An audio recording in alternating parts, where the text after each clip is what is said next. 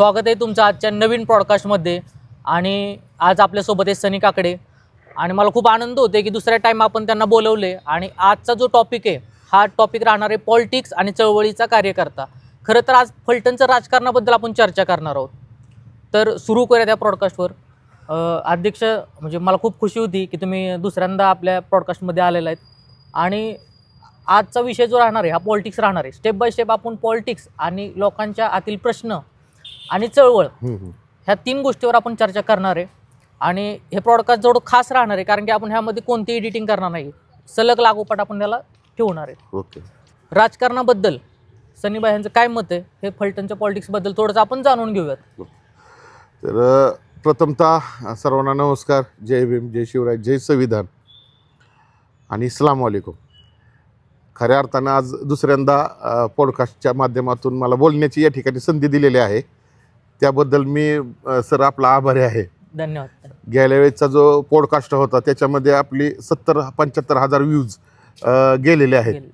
अनेक लोकांचे मला या पॉडकास्टमुळे फोन आले की माझ्याकडे जो बघण्याचा दृष्टिकोन होता लोकांचा, की तो दृष्टिकोन त्यांच्या मनामध्ये ते व्हिडिओ बघितल्यानंतर थोडंसं परिवर्तन झालं की ही व्यक्ती दिसणारी अशी नाही, तर याच्या मनामध्ये बी चळवळीचं असेल किंवा सामाजिक असेल किंवा सगळेच गुणधर्मांचं, जे मी माझे सर्व गुणधर्म आपल्या पॉडकास्टला सांगितले, तर त्याच्यामुळे मलाही फायदा झालेला आहे याचा.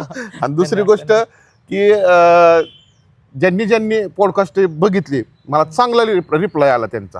म्हणजे खरंच म्हणजे सनी काकडे हा फक्त ऐकून असणारा व्यक्ती वेगळा आहे आणि सनी काकडे अस्तित्वात असणारा जो चळवळीशी निगडीत आहे, जो राजकारणाशी आत्ता निगडीत झाला असेल, तर अशा काही ज्या माझ्या बद्दलच्या ज्या काही गोष्टी आहेत त्या लोकांपर्यंत आपल्या पॉडकास्टच्या माध्यमातून समजल्या, त्याबद्दल आपलं प्रथमतः मी आभारी आहे. मी पण खूप आभारी आहे. कारण की आता अध्यक्षांना तर म्हणजे मी असं ओळखतोच, पण बरेच लोकांच्या वेळेस त्यावेळेस जरा गोष्टी वेगळ्या होत्या. वेगळ्या होत्या. पण त्याचा पण आपल्याला म्हणजे चांगलं हे म्हणजे मला पण खूप फोन आले की नाही का की खूप चांगलं झालं, अजून दुसरी व्हिडिओज पण काय होते कसं काय. मी म्हटलं ठीक आहे आपण बघूयात, प्लॅन करूयात. पण आता आपण थोडंसं आपला जो विषय त्याकडे आपण येऊयात. तर अध्यक्ष, तुम्हाला काय वाटतं की फलटणचं राजकारणाबद्दल थोडेसे तुमचे विचार व्यक्त करा. आता राजकारणाबद्दल मला एवढं सांगायचं आहे की आजपर्यंत या पृथ्वी तलावरती कोणीही राजकीय वारसाचा अमृत पिऊन कोण आलेला नाही. बरोबर.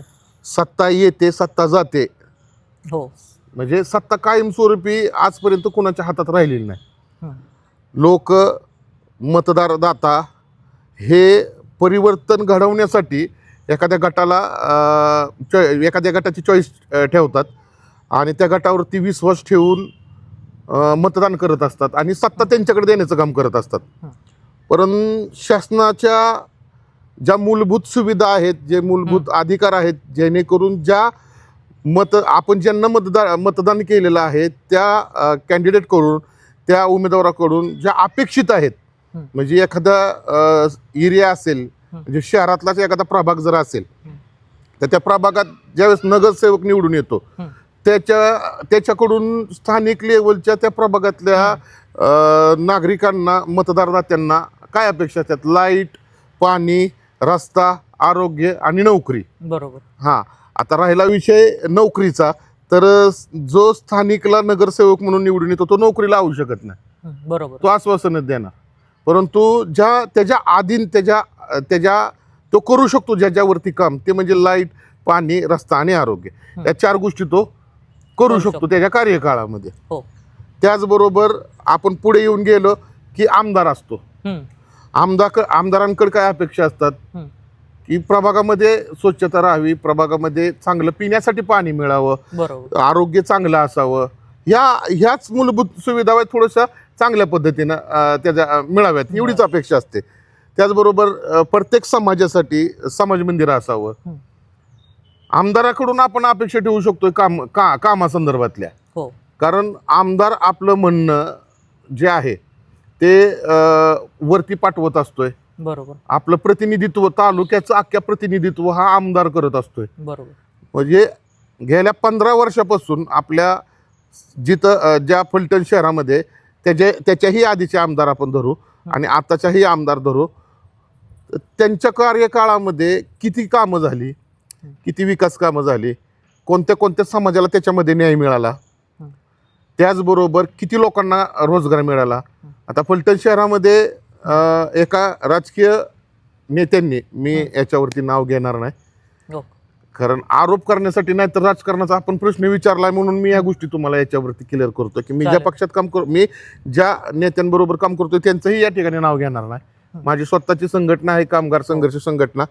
कामगारांसंदर्भात मी माझ्या गोष्टी मांडत असतो. कामगारांवर होणाऱ्या अन्याय अत्याचारासंदर्भात मी गोष्टी माझ्या मांडत असतो. हो. तर ज्या 15 वर्षात एखाद्या आमदाराला त्याच्या कार्यकाळात कंपन्या फलटणमध्ये आणल्या पाहिजेत.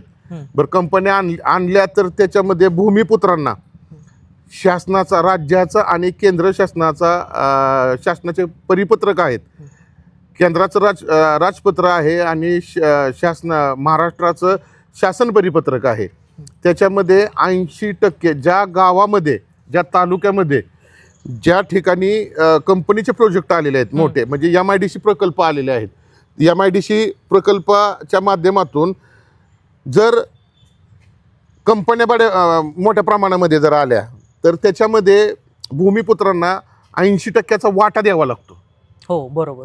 80% वाटा त्या ठिकाणी भूमिपुत्रांना द्यावा लागतो. कारण जे स्थानिक लेवलचे जे काही लोक आहेत त्यांच्या जमिनी वगैरे गेलेले असतात त्याच्यामध्ये. MIDCचा ज्यावेळेस तो झोन पडतो त्यावेळेस त्या ठिकाणी ज्यांच्या जमिनी गेलेल्या आहेत शासन त्यांना त्यांचा मोबदला मिळतो. परंतु शासनाची त्याच्याबरोबर एक गवाही सुद्धा असते की प्रत्येक घरातील ज्या घरातील जमिनी गेलेल्या आहेत तिथल्या आणि स्थानिक लेवलच्या भूमिपुत्रांना त्या ठिकाणी कामाला लावायचं असतं. आपल्या फलटण शहरामध्ये कमिन्स सारखी कंपनी आहे, परंतु कमिन्स कंपनीमध्ये आपण विचार केलाय का की भूमिपुत्र त्या ठिकाणी किती जण काम करतात? ह्याचा आकडा म्हणजे बाहेरच येत नाही, सांगू बी शकत नाहीत. म्हणजे राजकारण ह्याच्यात येतंय.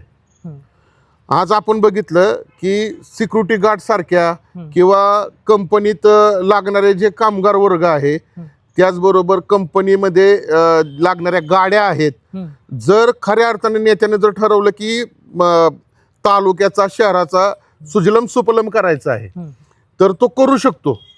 तेवढी त्याच्यामध्ये कॅपॅसिटी असते. परंतु जर त्यांनी ठरवलं की फक्त तोंड बघून, समाज बघून, जात बघून कामाला लावायचं तर हे निंदनीय आहे. बरोबर. आज सिक्युरिटी गार्ड सारखी कंपनी महाराष्ट्राच्या बाहेरच्या, उत्तर प्रदेशच्या लोकांच्या सिक्युरिटी कंपन्या फलटणमध्ये. त्याचबरोबर जे मटेरियल, स्क्रॅपचं मटेरियल निघतं ते सुद्धा बाहेर म्हणजे फलटण तालुक्यातलं कोणाचं नाही, परंतु बाहेरच्या लोकांना ते टेंडर दिलं जाते. त्याचबरोबर अशा अनेक गोष्टी आहेत की मिनिमम वेजेस आहे. त्या मिनिमम वेजेसच्या रेटप्रमाणे स्किल, अनस्किल, अर्ज स्किल अशा ज्या काही सुविधा आहेत, म्हणजे सुविधा म्हणण्यापेक्षा कामाच्या कॅटेगरी आहेत, त्या कामाच्या कॅटेगरीप्रमाणे कोणालाही मोबदला मिळत नाही. बरोबर. म्हणजे ह्या ज्या काही गोष्टी आहेत ह्या राजकीय लोकांमुळेच होत राहतात. ह्याला कारणीभूत राजकारण आहे. आणि राजकीय लोकांचंही बरोबर आहे एका बाजूला. का तर जो व्यक्ती आहे, जो मतदारदाता आहे, जो एज्युकेटेड आहे, सुशिक्षित आहे, तो त्याचा अधिकार मागणार. ज्याला संविधान माहित आहे, ज्याला कायदा माहित आहे, तो त्याचा अधिकार तो बजावून घेणार.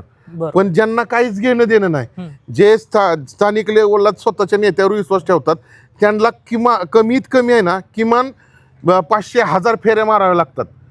त्याच्यावरती एक पत्र त्यांचं दिलं जातं की यांना कामावरती घ्या म्हणून शिफारस पत्र दिलं जातं. पण अशा अनेक तालुक्यात 20, 25, 30,000 म्हणाय म्हणलं तरी कमी पडेल एवढ्या आकड्याचे शिफारस पत्र आज धूळ खात पडलेले आहेत कमिन्स सारख्या कंपनीमध्ये. पण अध्यक्ष, असं काय रिझन आहे की ते आकडे आपल्याला मिळू शकत नाहीत किंवा त्या आकड्यांपर्यंत, म्हणजे लोकांच्या पण मनात प्रश्न आहे की बाबा कमिन्समध्ये ॲक्च्युली एक हे असतं. त्यानुसार मला माहिती आहे की समजा जर एखादी MIDC आली, मोठी कंपनी आली, की तिथल्या लोकांना कितीतरी % घ्यावं लागतं. 80% घ्यावं लागतं. 80% लोकांना घ्यावं लागतं. त्याचबरोबर कंपनी जर फायद्यामध्ये चालत असेल तर शासनाचे नियम आहेत. तुम्हाला या देशामध्ये अनेक कायद्यांची पुस्तकं मिळतील, अनेक कायद्यांची पुस्तकं, छोट्या मोठ्या कायद्यांची पुस्तकं तुम्हाला मिळतील. पण CSR वर पुस्तक आजपर्यंत कुणी बनवलं नाही आणि त्याला कुणी बनवू दिलं नाही. CSRचा एक कायदा आहे, कॉर्पोरेशन सोशल रिस्पॉन्सिबिलिटी. त्याचा शॉर्ट फॉर्म CSR होतो. तो CSR कायद्यामध्ये 17 ते 18 बाबी आहेत. कदाचित आता वाढल्या असतील. माझ्या वाचण्यात आल्या होत्या त्यावेळी 17-18 बाबी होत्या. 17-18 प्रश्न होते आणि त्या 17-18 प्रश्नावरतीच काम करायचं असं त्या CSRच्या माध्यमातून होतं. परंतु त्याच्यातल्या ज्या काही मोजक्या 1-2 आहेत ते मी तुम्हाला सांगतो.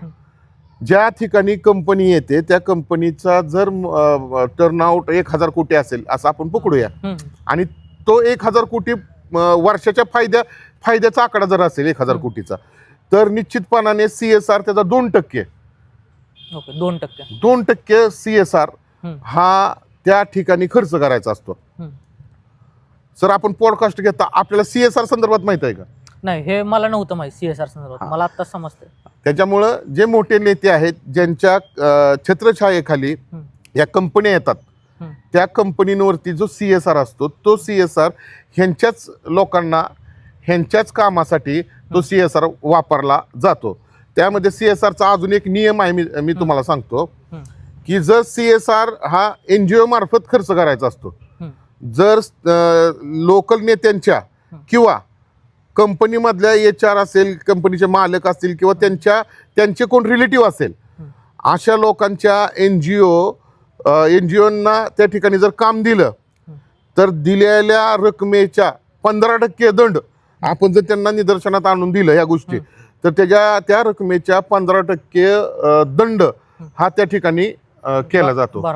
CSR वर ह्या देशामध्ये CSR वर बोललं जात नाही. CSR हा फक्त आणि फक्त नेत्यांच्या खर्चासाठी वापरण्यात येणारा निधी आहे. ओके. मी थोडं काय करतो अध्यक्ष, टॉपिकला थोडंसं आता MIDCचा टॉपिक निघलाय ना, तर बरेच फलटणच्या लोकात प्रश्न आहेत नाही का, ते तोच प्रश्न आता मी घेतो. जसं आता आपण बारामती बघतोय, डेव्हलपिंग स्टेजवर आहे आणि त्याची डेव्हलपमेंट अजून होणार आहे, पण त्याची MIDC बघितली तो खूप मोठी MIDC आहे. सातारा साईडला आपण गेलो तिथं बघितलं, तिथं पण MIDC खूप मोठी आहे. पण फलटणच्या तुलनेनं बघायला गेलं तर इथं MIDC नाहीशी, म्हणजे 1-2 कंपन्या आहेत असं म्हणता येतील, खूप मोठ्या अजून पण येतील 4-5 कंपन्या, पण तशी मोठी कंपनी नाहीये जेणेकरून काय झालं पाहिजे की इथली लोक ना इथंच जर जॉबला असावीत असं माझं म्हणणं आहे, लोकांचं पण म्हणणं आहे. पण बऱ्याच लोकांना तुम्ही बघू शकता सातारला जावं लागतं, बारामतीला जावं लागतं जॉबला. त्याच्या मागचं काय रिझन? ह्या लोकांच्या म्हणजे काय त्यांचे हे राहिलेले थोडंसं तुम्ही तुमच्या भाषेत. आता एक सांगतो की आपण जो विचारलेला प्रश्न आहे तो खरंच लोकांच्या आणि जे नवयुवक आहेत ज्या म्हणजे जे रोजंदारीच्या ह्याच्यामध्ये पडत आहेत, शोध करत आहेत कामाचा, परंतु त्यांना मिळत नाही. तुम्हाला आठवत असेल की बारामतीवरून फलटणला शिक्षण घेण्यासाठी विद्यार्थी येत होते. हो, चांगलं आठवतं. बरोबर. म्हणजे आपण 90च्या दशकातलंच आहोत नाही का, त्याच्यामुळे ते आपल्याला ह्या गोष्टी आठवतात. म्हणजे फलटणपेक्षा डेव्हलपमेंट जे बारामतीचं, कारण बारामती डेव्हलपमेंट व्हायसाठी त्यांचे जे स्थानिकचे जे नेते मंडळ आहेत ना ते लोकांचा, ते नागरिकांचा आणि ते मतदारांचा विचार करतात. म्हणून ते बारामती शहर हे सुधारलेलं आहे. आपल्या फलटणमध्ये सुद्धा मोठमोठे राजकीय नेते होऊन गेलेले आहेत, पण त्यांना फलटण सुधारायचंच नाही, त्यांना रोजगार वाढवायचाच नाही. जसं फलटण आहे आता, ही शोकांतिका आहे की फलटण शहराची नगरपालिका ही ब प्रवर्गात आहे. कशात आहे? ब प्रवर्गात. ब प्रवर्गात ब क ड ई अशा ज्या काही प्रवर्ग आहेत नगरपालिकेचे त्या आपण ब प्रवर्गामध्ये आपली नगरपालिका आहे.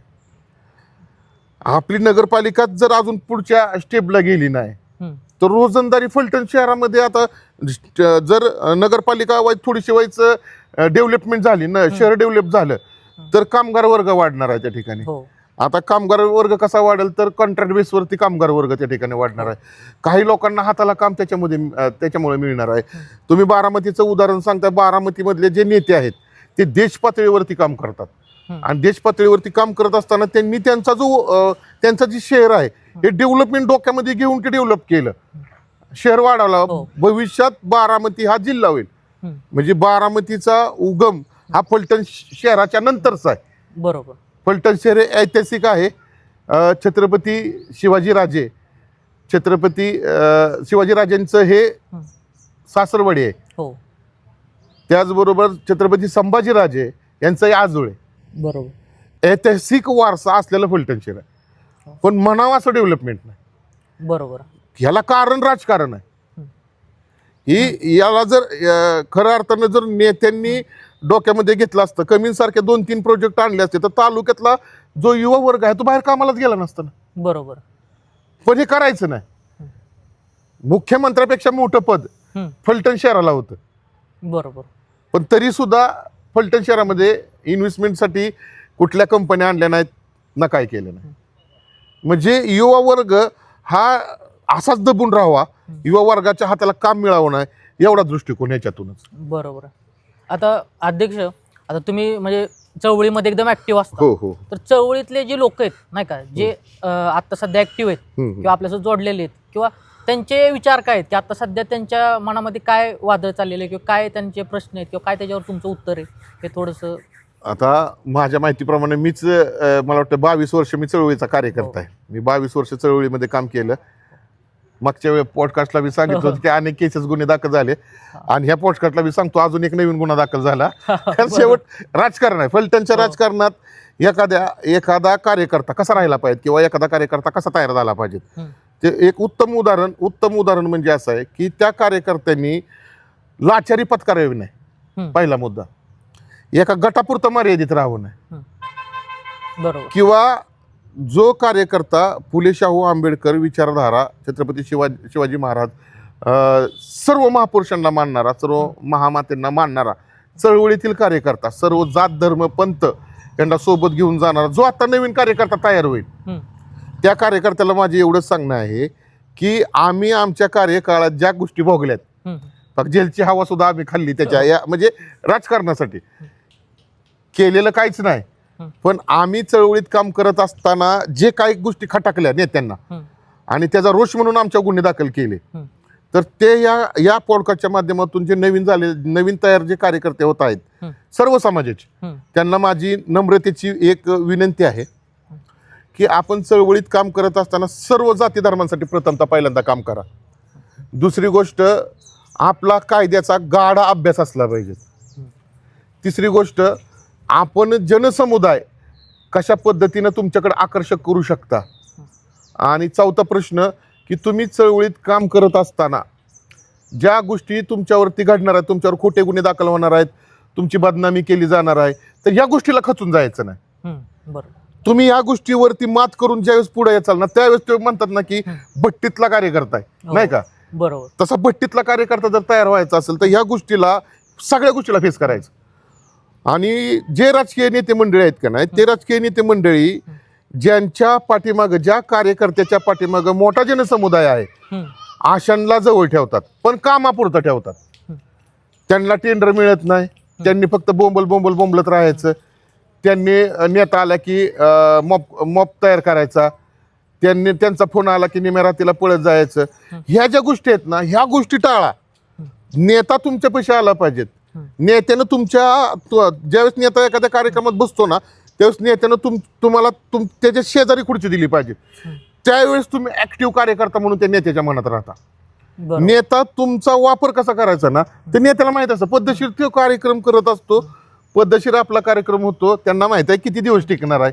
4-5 केसेस मध्ये गुतावलं की विषय संपून जातो. बरोबर. काही नेते मंडळी अशी आहेत की स्वतःकडे कार्यकर्ता हा टिकून राहावा म्हणून बोगस गुन्हे दाखल करायला लावतात एखाद्या गटाला, आणि जामीन करून घेऊन परत ते स्वतःपाशी ठेवतात. अशा अनेक घटना आहेत, अनेक गोष्टी आहेत, नाही का. बरोबर. तर मला जे कार्यकर्ते नवीन होणार आहेत किंवा समाजाच्या चळवळीतील कार्यकर्त्यांना जी संधी मिळणार आहे, त्यांना एकच सांगणं आहे की तुम्ही खचून जाऊ नका.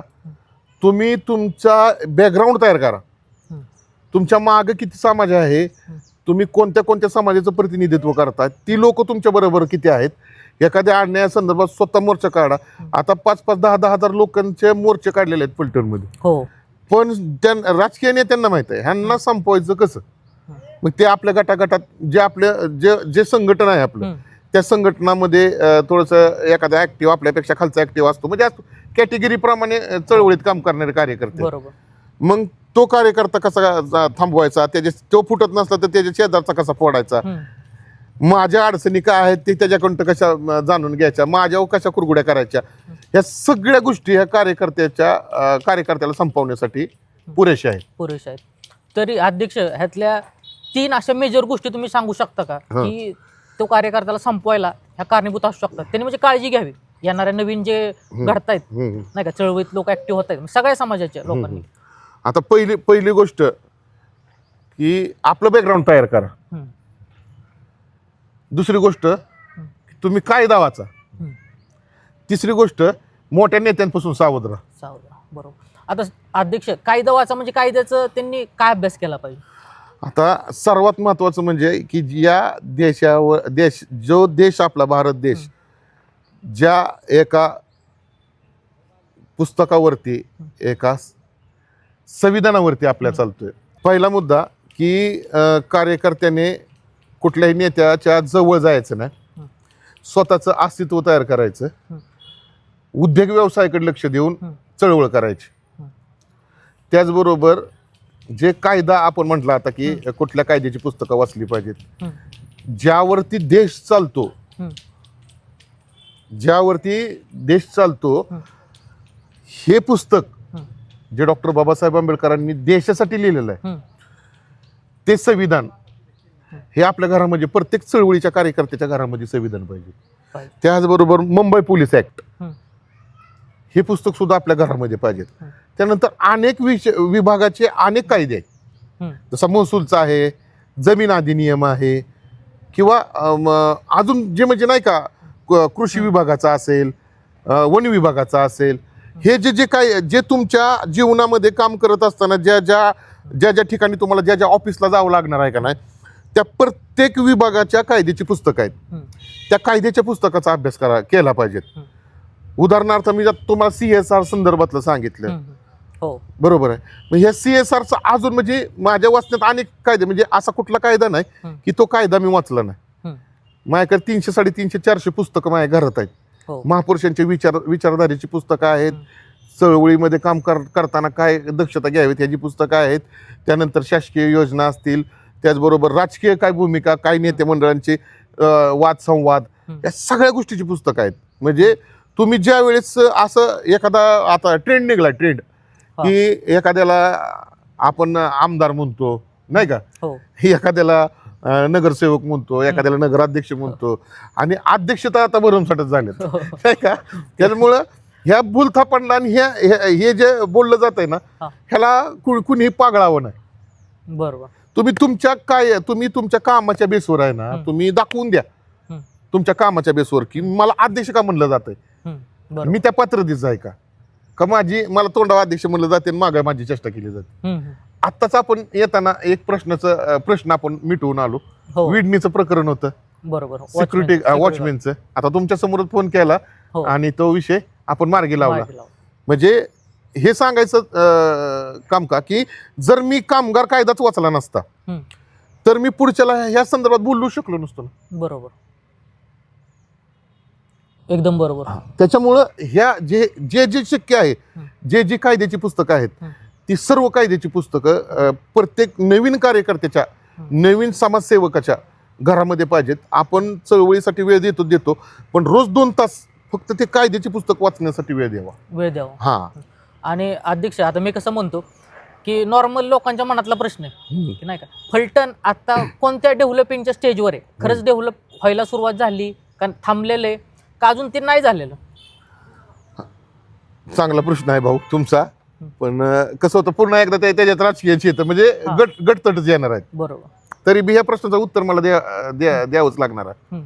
आता पहिला मुद्दा, 30 वर्षात एक कमीन्स आली नाकारता येणार नाही, बरोबर. 30 वर्षानंतर फलटण शहरातल्या नागरिकांना, शहरातल्या तालुक्यातल्या नागरिकांना अशा काय सुखसुविधा ज्यांच्याकडे सत्ता होती त्यांनी दिल्या का? नाही. तुमच्या बघण्यात आहे का काय? 2.5 वर्षाच्या कार्यकाळामध्ये या ठिकाणी माजी खासदार साहेबांनी रेल्वे आणली. ते रेल्वेचा फायदा काय होणार आहे? भविष्यात जंक्शन सुद्धा फलटण शहरामध्ये होईल. त्याचा एक फायदा आहे की आपला व्यापारी वर्ग आहे, त्याचा जो माल येतो, माल आल्यानंतर जे आपल्याला काय म्हणतात त्याला, ट्रान्सपोर्टिंगचा प्रश्न मिटणार आहे. त्यानंतर आपल्या बाजूलाच इथं जिल्हा सत्र न्यायालय आणलेलं आहे. जे आपल्याला किरकोळ एखादी केस झाली काय झालं तर सातारला 62 किलोमीटर जावं लागायचं, अख्खा दिवस त्याच्यामध्ये जात होता लोकांचा. तर त्याच्यासाठी या ठिकाणी उपजिल्हा सत्र न्यायालय आणलेलं आहे. सरकारी दवाखान्यामध्ये आजपर्यंत आपण ऐकलंय का गोरगरिबांसाठी ज्या लागणारी महत्वाची म्हणजे आता ती डायलिसिस कॅन्सरचे प्रमाण म्हणजे हवामानानं प्रदूषणानं कॅन्सरचे किंवा अनेक रोगांचे प्रमाण जास्त वाढलेलं आहे. हो, मोठमोठ्या. तर त्याच्यासाठी जे रक्त काढलं जातं, रक्त परत भरलं जातं, ते डायलिसिसच्या मशीन फलटण शहरातल्या ग्रामीण आपल्या ह्याच्यामध्ये सरकारी दवाखान्यामध्ये ती मशीन आणलेली आहे. एक नाही आणली तर 5-6 मशीनी काहीतरी आणलेलं असं कळतं. त्यानंतरनं आता मागच आपण रस्ता बघू, आपल्या माग रस्त्याचं काम चालू आहे. जेवढा घरावरती आपण स्लॅब टाकतो का नाही तेवढ्या जाडीचा या ठिकाणी कॉन्क्रीट रस्ता चालू आहे आता माग. त्याचबरोबर फलटण पंढरपूर आपल्याला जायला किती वेळ लागायचा पहिला? भरपूर वेळ लागायचा. आता एकदम क्लिअर म्हणजे नाही का, तेल सांडलं तरी भरून घेऊ शकतो असा रस्ता त्या ठिकाणी केलेला आहे. अशा गोष्टीमध्ये हे डेव्हलपमेंट झालेलं आहे. राहिलंय काय, जे माझी खासदार गट आहे का नाही त्यांनी सुद्धा नाईक बोमवाडी या ठिकाणी MIDC मंजूर केलेली आहे. तिथं बोर्ड लागलेलं आहे, मुख्यमंत्र्यांच्या ते जवळ आहेत. तर डेव्हलपमेंटच्या दृष्टिकोनातून ह्या तर त्यांनी घडामोडी केलेल्याच आहेत किंवा ही कामं त्यांनी केलेली आहेत. ही कागदावण्यात कामं केली तर ही अस्तित्वात उतरून कामं केलेली आहेत. राहिला विषय नाईक बोमवाडीचा, येणाऱ्या 2-4 वर्षात त्या ठिकाणी म्हणजे तो झोन पडलेला आहे MIDCचा आणि त्या ठिकाणी जर MIDC झोनमध्ये जर काही कंपन्या आल्या तर खरंच खूप फायद्याचं ठरणार आहे युवा वर्गांसाठी. प्रत्येकाच्या घरातील एखादा व्यक्ती, एखाद्या कुटुंबातला व्यक्ती त्याच्या हाताला काम मिळणार आहे. बरोबर, म्हणजे ही डेव्हलपमेंट आहे. जिथे करू शकता ते डेव्हलपमेंट आहे. म्हणजे अजून ह्या गोष्टी तुम्ही बघताय की फलटणचं आता थोडंसं परिवर्तन होत चाललेलं आहे आणि परिवर्तन होत असताना जे मतदारदाते आहेत, आता नगराध्यक्षाचे आता चालू आहे, इलेक्शन चालू आहे, लोकांच्यात मिसळणारा नेता पाहिजे. लोकांच्यात मिसळणारा नेता पाहिजे. निवडून येऊन बाहेर जाऊन काम करणारा नेता नाही पाहिजे. जो 24 तास या लोकांना सेवा देऊ शकतो असा नेता या ठिकाणी असणं गरजेचं आहे. पण अध्यक्ष आता म्हणजे कॉमन प्रश्न आहे सगळ्या मुलांच्या, विद्यार्थ्यांच्या, जे ग्रॅज्युएट झालेले जॉबच्या शोधात आहेत. जॉब तेव्हा येतील जेव्हा इथं MIDC उभी राहील, उद्योगधंदे उभे राहतील. पण एक कॉमन प्रश्न, जे चळवळीचे कार्यकर्ते आहेत नाही का, तुम्ही जसं म्हणला की त्यांनी उद्योग पण केला पाहिजे किंवा म्हणजे बेसिक असं आहे की जे कॉन्ट्रॅक्ट मिळतात ते फक्त उद्योजक व्यापाऱ्यांना वर्गांनाच मिळतात का कार्यकर्त्यांना पण ते दिले जातात? त्यांनी कॉन्ट्रॅक्टर किंवा त्यांनी फायनान्शियल स्टेबिलिटी कशी आणावी? आता विषय काय होतो माहिती आहे का, की आपल्या इथं खासदार नाही आहेत, म्हणजे नामदारी खासदार आहेत फक्त आता चालूचे, जे राहतात अकलूजमध्ये. त्यांनी फलटण शहरामध्ये आता 1-1.5 वर्षाचा कार्यकाळ झाला. एक काम केलंय का? एक काम 1.5 वर्षात केलंय का? एक काम आठवतंय का तुम्हाला? नाही, मला सध्या तर नाही आठवत. 1.5 वर्षाच्या कार्यकाळात आता चालूचे जे नवीन आमदार आहेत त्या आमदार साहेबांनी तरी आता त्यांच्या 1 वर्षाच्या कार्यकाळात, आता माझ्याकडे एक फोटो बी आहे, तुम्हाला फोटो दिसणार नाही पण फोटो मी तुम्हाला पाठवतो. त्यांनी शब्द दिला होता, डॉक्टर बाबासाहेब आंबेडकरांची आस्ती आहे तिथं निंबुऱ्या गावामध्ये. गेल्या 6 डिसेंबरला त्यांनी शब्द दिला होता की मी 1 कोटी काय 2 कोटी म्हटलं तरी मी ह्या समाज मंदिरासाठी निधी आणीन म्हणून. त्यांनी 20 लाखाचा निधी आणला, माझ्याकडे पुरावा आहे त्या संदर्भात. मी जर एखाद्या गटात काम करत असेल आणि त्यांनी माझ्या समाजाला जर किंवा इतर समाजाला किंवा एखाद्या जातीला, पंथाला, धर्माला शब्द दिला असेल आणि तो जर शब्द पाळला नाही तर मी त्याच्या विरोधात सुद्धा बोलणारा कार्यकर्ता आहे. मी नेता नाही, मी कार्यकर्ता आहे. बरोबर, ती धमक माझ्यामध्ये आहे. कारण मी कुठल्या पक्षात मी असं बुडी मारून वर निघणारा कार्यकर्ता नाही, तर मी जिथं चुकल तिथं बोलणारा कार्यकर्ता आहे. बरोबर. त्यामुळे माझ्या स्वतःची संघटना आहे. माझ्या गळ्यात आजपर्यंत तुम्हाला कुठल्याही नेत्यांचा, कुठल्याही म्हणतोय मी, कुठल्याही संघटनेचा इतर माझ्या गळ्यात तुम्हाला कधी मफलर दिसणार नाही. बरोबर. मी फुले, शाहू, आंबेडकर, महात्मा फुले, तथागत भगवान गौतम बुद्ध असतील, जे महापुरुष लोकशाही अण्णाभाऊसाठी असतील, जेवढे महापुरुष आहेत, छत्रपती शिवराय असतील, ह्यांचा झेंडा मी 100 वेळा गाळ्यात घालीन. बरोबर. ती मी फिरीन घालून. मला अभिमान आहे त्यांचा की आज त्यांच्यामुळं मी तुमच्याबरोबर या ठिकाणी बोलत बसतोय. बरोबर. त्यांनी मला तो अधिकार दिलेला आहे. बरोबर. आणि अध्यक्ष, मला थोडंसं मागं जावं वाटतंय की तुम्ही म्हटलं होतं की मोठ्या नेत्यांपासून ह्या कार्यकर्त्यांनी थोडं सावध राहिलं पाहिजे. राहिलंच पाहिजे. तर ह्याचं रिझन काय हे थोडंसं सांगू शकता तुमच्या भाषेत? मी मगाशी बी तेच रिझन सांगितलं, आता मी पुन्हा तेच सांगतो की तुमचा वापर त्या ठिकाणी केला जातो. तुमची ग्रेड ठरवली जाते, ABCD ही ग्रेड ठरवली जाते. तुम्ही C मध्ये असाल म्हणजे त्यांच्या मनात, जर तुम्ही C मधला कार्यकर्ता असाल तर तुम्ही मॉप मध्येच येणार. फक्त मॉपच्या टायमिंगला तुम्हाला कोणाचा तरी फोन येणार, तुम्ही मॉपला जाणार. बरोबर. लोक घेऊन लोक जुळवण्यासाठी. फक्त B असेल तर थोडासा नेत्याच्या समोर एखादी खुर्ची मिळणार, B मधला असेल. आणि A मधला असेल तर त्याला नेत्याच्या शेजारी खुर्ची मिळणार. बरोबर. असं गणित आहे. ही चळवळीच्या कार्यकर्त्यांना मिळणारी वागणूक A, B आणि C. बरोबर. आणि ह्यामध्ये असं पण विचार असेल ना की मोठ्या नेत्यांना पकडल्याशिवाय आपलं ते काम होणारच नाही. नाही, काहीच गरज नाही म्हणतोय मी. कसं काय बरं? काम सांगा, मी तुम्हाला त्याचा मार्ग सांगतो. चालतंय. आता बेसिक काम आहे, फलटणचाच मुद्दा घेऊयात. हा, रोड आहे आपला आणि लाईटचा खांब आहे. हो. खूप वेळ झाला त्या लाईटचा बल्ब सुद्धा बसवायला म्हणजे हे नाही, कोणी येत नाही. किंवा बरेच फलटणचे लोक आहेत त्यांना अनुभव आहे की पत्रावर पत्र अर्ज लिहून थकले. आता तो बल्ब बसवायचा आहे, बस छोटंसं काम आहे. हा, आता पहिली गोष्ट म्हणजे आपण त्या ठिकाणी ज्यावेळेस चळवळीत काम करतो त्यावेळेस कुठल्या ना कुठल्या संघटनेशी निगडीतच असतो. तो ज्यावेळेस एखाद्या कार्यकर्त्याचं ऐकलं जात नाही, तोंडी, मला जे चळवळीत काम करणार आहे त्या कार्यकर्त्यांना आपल्याला पॉडकास्टच्या माध्यमातून सांगायचं आहे की तुम्ही तोंडी ही कुठल्याच अधिकाऱ्याला बोलायचं नाही. तुमचा सक्का भाऊ जरी एखाद्या खुर्चीवर बसला असेल ना तरी त्याला त्या अधिकाऱ्याच्या वर्गाप्रमाणे त्याच्याबरोबर आपण बोलणं केलं पाहिजे.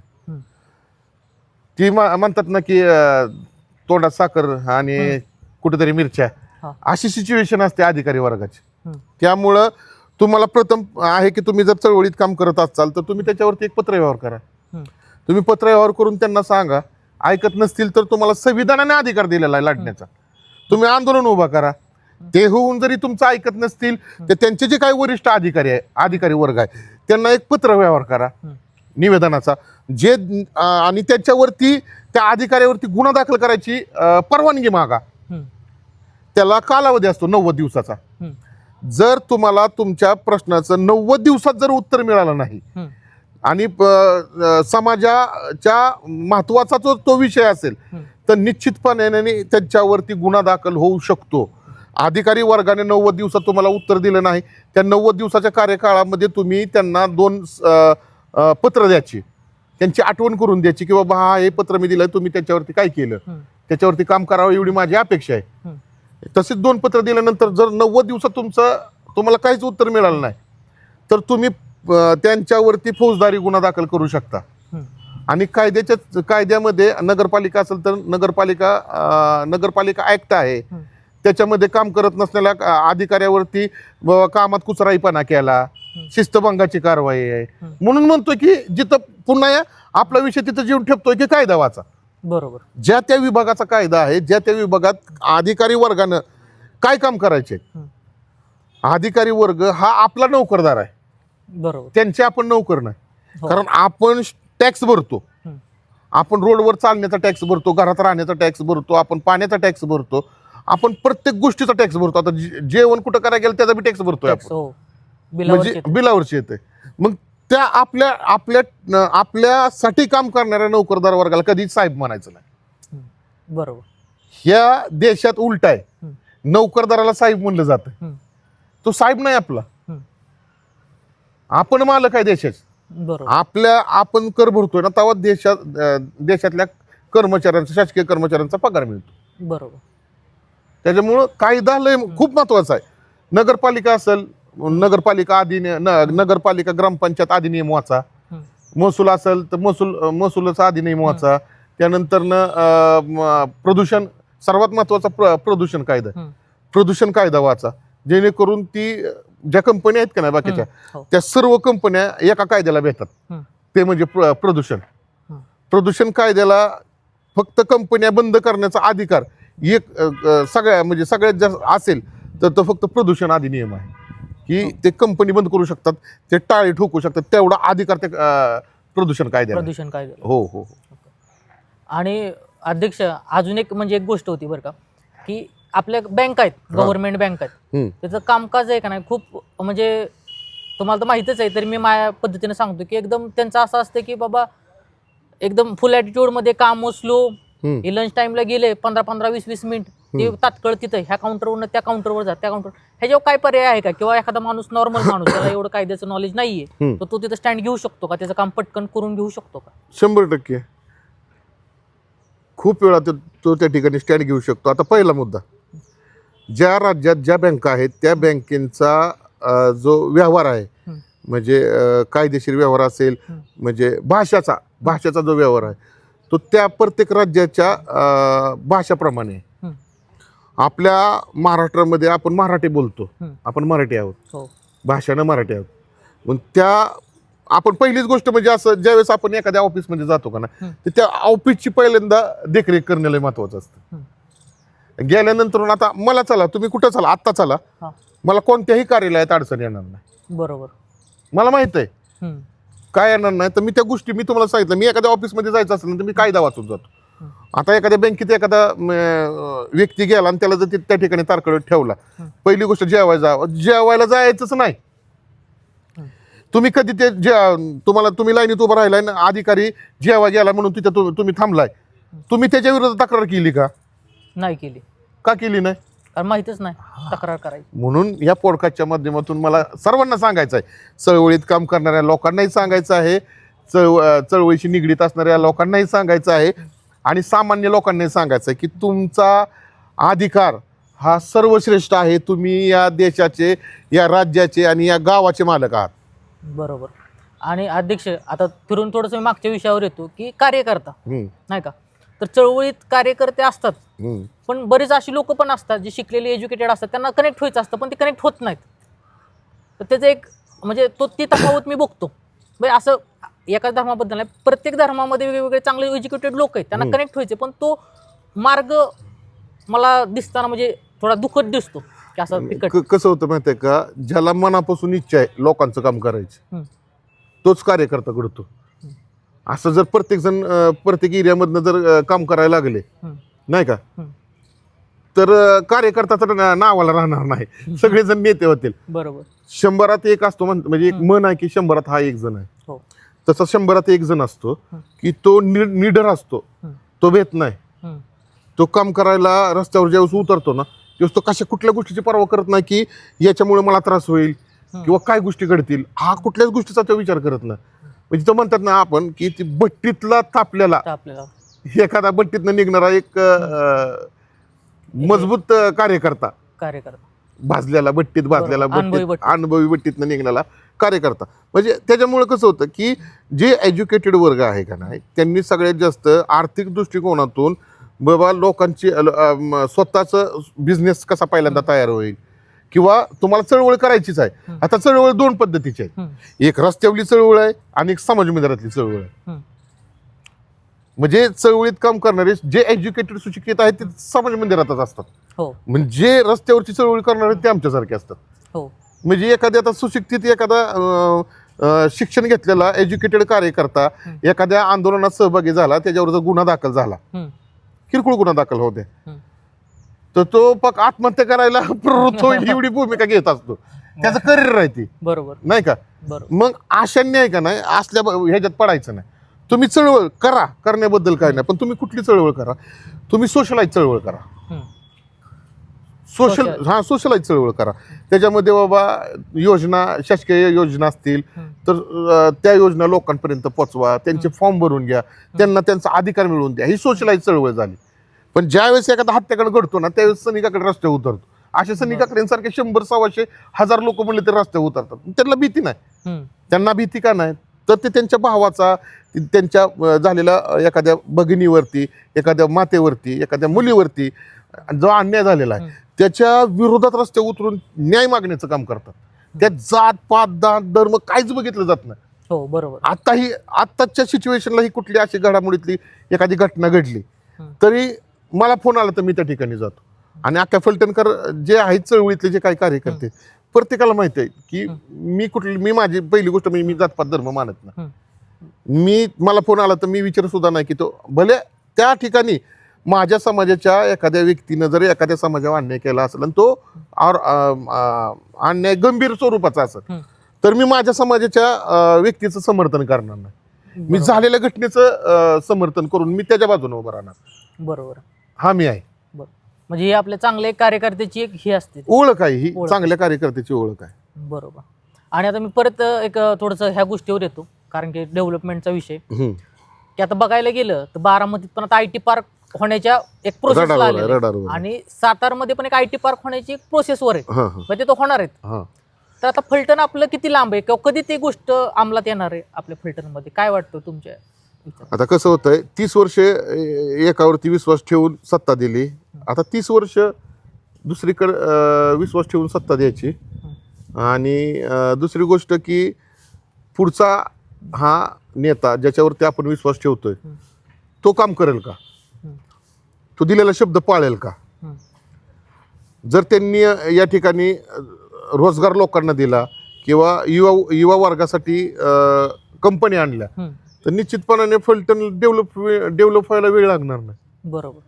पण काहीच नाही आणलं, नुसतं राजकारण करायचं झालं तर मी आताच सांगितलं आपली नगरपालिका ब मध्ये, हो ब म्हणजे सगळ्यात खालचं आहे, त्याच्यात आपली नगरपालिका आहे. बरोबर. डेव्हलपमेंट कोण करणार आहे, निधी तर आला पाहिजे ना तेवढा. बरोबर. ज्यांच्यावरती विश्वास ठेवला त्यांनी 30 वर्षात काही केलं नाही, मग जे मतदार आहेत आत्ताचे चालूचे त्यांनी हा एक विश्वास पुढच्या गटावरती ठेवावा. बरोबर. त्याच्यातनं काहीतरी त्यांना निष्पन्न होईलच ना. बरोबर. आणि बघायला गेलं तर फलटणचा एक पाण्याचा एक खूप मोठा प्रश्न आहे, तर तो सॉल्व्ह कशा पद्धतीने होऊ शकतो तुम्हाला, म्हणजे तुमचं एक वैयक्तिक मत? नाही, फलटण पाण्यासाठी सुजलम सुफलम आहे नाही का. कारण आपण बघता आपल्या कॅनेलचं पाणी खाली पंढरपूर पर्यंत आपलं पाणी जातं, म्हणजे ताण बघायचा विषय नाही राहिला, पाण्याचा एवढा काही प्रश्न नाही. चालेल.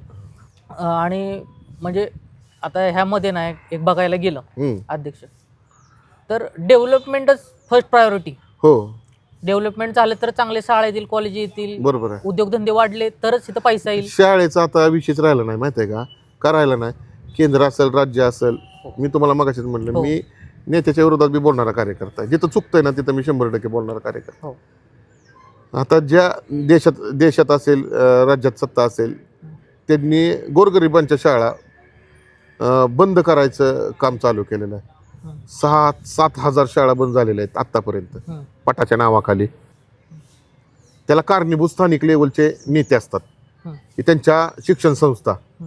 आत्ताचं शिक्षण आपण घेतलेलं शिक्षण बघा आणि आत्ताचं शिक्षण बघा, याच्यात जमीन आसमानचा फरक आहे.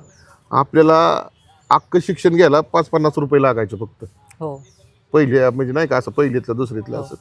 आताचं शिक्षण म्हणजे व्यवसाय झाला, खूप महाग आहे. आताच माझी मुलगी आता एक थोरली मुलगी माझी D-Pharmacy कंप्लीट आहे, दुसरा मुलगा D-Pharmacy कंप्लीट म्हणजे आता शेवटच्या 5-6 महिन्यात राहिलेत, तिसरी 11वीला आहे, चौथी जी माझी मुलगी आहे ती 6वीला आहे आणि एक बारकी आहे मुलगी. म्हणजे 5 मुलं आहेत मला, 4 मुली आणि 1 मुलगा आहे.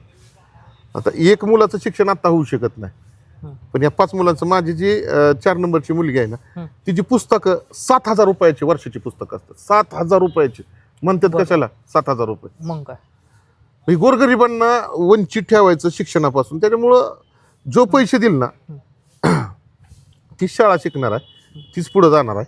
म्हणजे गरिबांना आहे ना, गरिबांना फक्त मरायचं काम करायचं या देशात. आता डॉक्टर बाबासाहेब आंबेडकरांनी मूलभूत हक्क दिला होता, माणूस म्हणून जगण्याचा जो मूलभूत हक्क दिला होता, अधिकार दिला होता, त्याच्यामध्ये काही योजना असतील, शिक्षण मोफत केलं होतं. तर ते शिक्षण आत्ताच्या राजकीय लोकांनी टोटली शिक्षण भाग केलेलं आहे. जिल्हा परिषदेच्या शाळा आत्तापर्यंत महाराष्ट्रातल्या 7,500 ते 6,500 शाळा बंद झाल्यात आणि आता 2,500 शाळा बंद होण्याच्या रडारवर आहेत. गव्हर्नमेंटच्या. गव्हर्नमेंट दिल्लीसारखं काम करू शकत नाही. केजरीवालनी ज्या शाळा केल्या होत्या तुम्ही युट्यूबला टाकलं तरी त्यांनी त्यांच्या ह्याच्यात केलेल्या शाळेचं सगळं येतंय. सगळे आता पहिलीपासून संगणक शिकवला जातो. काय पहिलीच्या मुलाला काय संगणक कळणार आहे? काय करणार नाही. काय कॅम्प्युटर काय काय कळणार आहे? बरोबर. पण त्याची फी 500 रुपये आहे. बरोबर. जे कपडे दिले जातात ते कपडे 1,500, 2,000, 3,000 हजाराचे कपडे आहेत. आपल्या काळात आपण एकच शर्ट आणि एकच पॅन्ट फक्त ती गरूज ठिगळ पडूस तर आपण ती ही करून घालायचो, कारण तो काय वेगळा होता. काय वेगळा. पण आता आहे ना, आता शिक्षणाची एक रेस लागलेली आहे. तुझा मुलगा जास्त शिकतोय का माझा मुलगा जास्त शिकतोय, ही आपण ह्याच्यात त्या विद्यार्थ्यांकडे लक्ष द्या ना तुम्ही. जी आपली लहानपणी बुद्धिमत्ता होती तीच बुद्धिमत्ता त्याच विद्यार्थ्यांची. आता CBSE, SSC, अजून कुठलं केंद्राचं बोर्ड, दिल्लीचं बोर्ड, देशाच्या बाहेरचं बोर्ड हे आणून, म्हणजे आपण म्हणतो ना की जास्त विचार केल्यानंतर साखर सारखा आजार होतो, शुगर होती, BP होतो, अनेक आजारांना माहेरघर होतं आपलं शरीर. तसं लहान मुलांवर तुम्ही करताय. म्हणजे त्यांचं खेळायचं वय आहे. तुम्ही शिक्षण देण्याबद्दल काय नाही, पण तुम्ही शिक्षण स्पर्धा करू नका. तुम्ही आताच पोरग बघा, आपल्या काळात गोट्या खेळल्या जायच्या, इटी दांडू खेळलं जायचं, परत ती काचपुर्णी खेळली जायची, म्हणजे असे अनेक बहुरे खेळले जायचे, असे अनेक खेळ आपण खेळायचो त्यावेळेस. बरोबर. पण निरोगी शरीर होतं. आताच बघा तुम्ही, आता सगळी फुगलेली एकदम. फुगलेलं नाही, ती माहेरघर झालंय. हे आजाराचं माहेरघर झालंय. एकमेव त्याला जबाबदार हे प्रशासन आणि कुटुंबातील पालक ह्याच्यासाठी जबाबदार आहेत. बरोबर. तुम्ही म्हणजे मुलांचं हेळसांड करू नका, त्यांच्या बुद्धीशी खेळू नका. जेवढं तुम्ही त्यांच्या बुद्धीवरती ताण देणार आहे ना, तेवढे त्यांना पुढच्या येणाऱ्या भविष्यात त्रास होणार आहे, त्यांच्या शरीराला त्रास होणार आहे. बरोबर. अनेक विद्यार्थ्यांनी आत्महत्या केलेल्या आहेत. 7वी, 8वी, 9वी, 10वीच्या अभ्यास ज्यांना झेपत नाही ना, त्यांनी आत्महत्या केलेल्या आहेत. बरोबर. ही शिक्षण तुम्ही कशासाठी विद्यार्थ्यांवर लादताय? बरोबर. ते पण एक विषय आहेच. पण अध्यक्ष, की तुम्हाला काय वाटतं की फलटणमध्ये ह्या गोष्टी आल्या तर फलटणची प्रगती म्हणजे डेव्हलपमेंटच्या दृष्टीने माझं प्रामाणिक मत आहे. आता माझं वय 40 आहे. मला काहीच न मोर काम जोडणं म्हणजे एखाद्या कंपनीत काम होणार आहे का? मी बिझनेसच करणार कुठला नाही कुठला. पण जे यंग जनरेशन आहेत, जे 17-18 वर्षाचे आहेत, त्यांच्यासाठी स्थानिक नेत्यांनी MIDC प्रकल्पामध्ये त्यांना राखीव कोटा ठेवावा, त्यांना जागा ठेवावी. त्यांच्यासाठी आता विषय कसा होतो बघा, कमीच कंपनी आहे तिथे सिक्युरिटी गार्डच्या व्यतिरिक्त कुठलंच काम भेटत नाही भूमिपुत्रांना. पण मी काय म्हणतोय, जी ज्यांचं शिक्षण कमी आहे, ज्यांना ज्या शिक्षित आहेत, आमच्यासाठी कॅटेगरी करा ना तुम्ही भूमिपुत्रांची. बाबा आता तुमच्या या ठिकाणी बाबा त्या ठिकाणी काय बनतंय, इंजिन बनतंय, जनरेटर बनतोय, तर त्याचं तुम्ही पहिल्यांदा बाहेर एक अकॅडमी तयार करा. त्या अकॅडमीच्या सहाय्याने तुम्ही त्यांना तिथं प्रशिक्षण द्या. ते प्रशिक्षण देऊन तुम्ही कंपनी द्या. आता तुम्ही मला सांगा, लय शिकला म्हणजे तो काय इंजिनवरती काम करणार, काही एक दोन लिहत बसणार आहे इंग्लिशमध्ये, तो कामच करणार आहे ना. तुम्ही जुनी बघा, 1ली, 5वी, 6वी शिकलेली लोक हुशार असायचे. आताची ग्रॅज्युएशन झालेली किंवा आता 10वी पर्यंत असणाऱ्या लोकांना सुद्धा नीट लिहाय वाचा येत नाही. बरोबर. ढकलायचं काम चाललंय फक्त. ते आपण एखादी घाण झाल्यावर खराट्याने कसं झाडतो तसं झाडायचं काम फक्त आता चालू आहे. बरोबर. म्हणजे हे येणारी टेक्नॉलॉजी आणि शिक्षण हे काय मॅच होय नाही मॅच नाही होऊ शकत. आता तुम्हाला सांगा की एखाद्या कुठल्या विभागात आता पायथागोरस धरून चाला किंवा लसावी मसावी ही कुठल्या म्हणजे कंपनीत विचारली जाते, त्याच्यावर अभ्यास घेतला जातो? नाही कोणतेच नाही. हे सगळं तुम्हाला काम दिलं जातंय ना, तुम्ही त्याचं काम करणार आहे ना. एखादा प्रोजेक्ट बनवायचा आहे, तिथं लसावी मसावीचा काय तुमचा संबंध येणार आहे? काय संबंध नाही तिथं. तुम्हाला तिथं काम करायचं आहे, ही वस्तू अशी तयार करायची आहे, ह्याचा डायग्राम असा आहे बाबा, हे असं बनवलं जातं, ह्याचं प्रशिक्षण द्या ना तुम्ही तिथं. बरोबर. रोजगार द्या ना लोकांना, रोजगार द्या ना विद्यार्थ्यांना. बरोबर. मग हे सिस्टम का आपल्या इंडियामध्ये असं अप्लाय होताना दिसत नाही? किंवा आपलं शिक्षण अधिकाऱ्यापासून म्हणतोय मी, शिक्षण अधिकाऱ्यापासून ते शिक्षण मंत्र्यापर्यंत हे सगळे भ्रष्ट आहेत. जबाबदारीने बोलतोय. त्यांनी स्थानिक लेवलच्या नेत्यांना मोठं करावं, मोठं व्हावं, याच्या दृष्टिकोनातून एक सिस्टीम तयार केलेली आहे शिक्षणासंदर्भातली. पैसे खाण्यासाठी सिस्टीम तयार आहे. तुम्ही जिल्हा परिषदच्या शाळा, कुठला नेता आतापर्यंत सांगा मला 15 ते 20 वर्षात फलटण शहरातला कुठला नेता असेल की त्याने सांगितलं की मी ही शाळा, सरकारी शाळा डेव्हलप करतो म्हणून? किंवा मी ह्या सुखसुविधा या शाळेमध्ये देईन, मी अशा पद्धतीचं शिक्षण देईन, एकच भाषण मला दाखवा तुम्ही. नाही, ते शोधून पण सापडणारी गोष्ट नाहीये. मग ह्या पॉडकास्टच्या माध्यमातून लोकांपर्यंत कळलं ना ह्या गोष्टी. मग काय, बरोबर आहे. कसं होतंय की आम्ही रोजगार देऊ, आम्ही चांगलं करू, ही फक्त सांगण्याच्या गोष्टी आहेत. तुम्ही तुमचं भविष्य जर तयार आता येणार, आता 60-70 वर्षाची जी काही लोक आहेत, हे आपल्यासाठी शेवटची पिढी आहे आपली ती. बरोबर. आपण त्यांच्याकडून काही गोष्टी घेण्याजोग आहे, पण आपल्यापासून आपली येणारी पिढी काय घेणार आहे? बरोबर. काय घेणार पिढी आपली?